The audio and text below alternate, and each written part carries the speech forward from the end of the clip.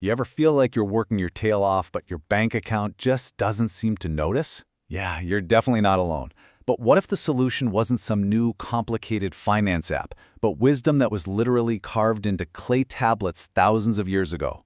That's what we're diving into today with The Richest Man in Babylon, a classic that uses these ancient stories to teach some seriously timeless truths about how to build wealth.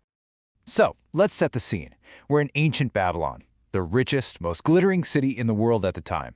But even with all this splendor around them, we meet two friends, Bansir, a chariot maker, and Kobe, a musician. Now, these guys are good at what they do, they work really hard, but they've got a major problem. Their purses, they're always empty. And this is the question that just haunts them. It's the same one that probably keeps a lot of us up at night. You look around, you see wealth everywhere, and you just have to ask yourself, I work hard, so where is all my money going? And it hits them. The answer isn't about working more hours. It's about a different kind of knowledge. And the person who has that knowledge, it's their old friend, Arkad.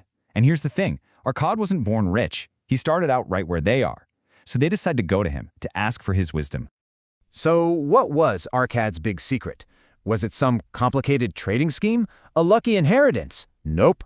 It was a really simple truth he learned when he was just a young scribe, something he got from a wealthy moneylender named Algamish in exchange for pulling an all-nighter to finish a job. And this is it. This is the foundation for everything that follows. A part of all you earn is yours to keep. It sounds so simple, it's almost silly, right? But really think about it. Most of us, we pay everyone else first. The landlord, the phone company, the grocery store. Our money just flows out to them. The secret Arkad learned was to flip that entire idea on its head, to make sure that the very first person you pay from your earnings is you. So Arkad takes that one powerful idea and he builds a whole system around it. He called it the 7 Cures for a Lean Purse. This is his practical, step-by-step guide that he taught to the people of Babylon to help them get their finances in order. The first cure is the starting line. It's the absolute non-negotiable first step. You can't invest money you don't have, right? So before you do anything else, you have to start fattening your purse. So the big question is, how do you do it? Well, the rule is ridiculously simple. For every 10 coins that come into your purse, you only take out 9 to spend. You save at least 1/10 of everything you make. This isn't a get-rich-quick scheme. It's about building a powerful habit that creates the seed for all your future wealth. Okay, so once you're saving, the next few cures build right on top of that. Cure number 2, control your spending. You've put that 1/10 away, so now you got to figure out how to live on the other 9/10. That's just budgeting. Then, cure 3 is all about making your money work for you. Don't just let it sit in a pile, make it your slave, as the book says, and put it to work earning even more. And finally, cure 4 is so important. Guard your treasure. You have to protect your savings from bad deals and risky schemes. And this story Arkad tells just illustrates that 4th cure perfectly. He talks about his first big investment. He gave a whole year's worth of savings to a brickmaker who was going to buy rare jewels. The problem? The brickmaker knew about making bricks, not about jewels, and he got totally scammed. The lesson is crystal clear. Protect your money by only taking advice from people who are actual experts in that specific field. The last 3 cures really shift the focus to long-term security. Owning your own home? Well, that turns your biggest monthly bill into an actual asset. Planning for the future ensures your money will keep working for you even when you can't. And that last one? That one might be the most powerful of all. Always be investing in yourself to increase your ability to earn. Your skills are your single greatest wealth-building tool. Okay, so you've got the 7 steps, you've got the system. But Arkad knew that any system is totally useless if you don't have the right mindset to actually use it. And this is where he talks about luck, not as some random thing that just happens, but as something you can actively prepare for.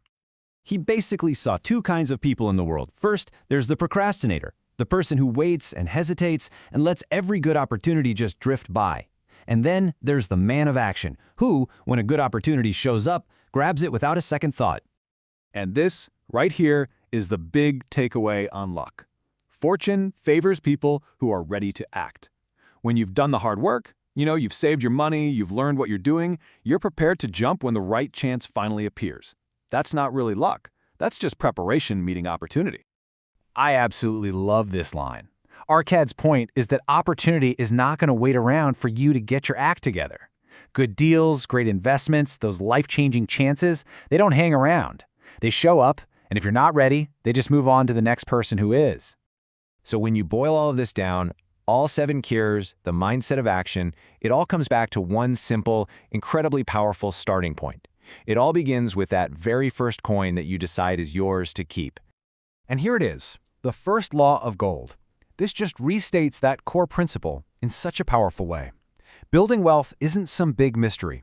It's the natural result of one simple, consistent action, putting aside at least 1/10 of what you earn to build a future for yourself and your family. You know, Arcot's most powerful metaphor is that wealth is just like a tree. It starts with one tiny little seed. That's the first coin you save. And if you plant it and you keep watering it with consistent savings and you protect it with smart investments, it will grow into a huge tree of wealth that can provide for you for the rest of your life. And so, that's where we're left. This timeless wisdom, it's not just a nice story, it's a blueprint that's been sitting here for thousands of years, waiting. The path is clear.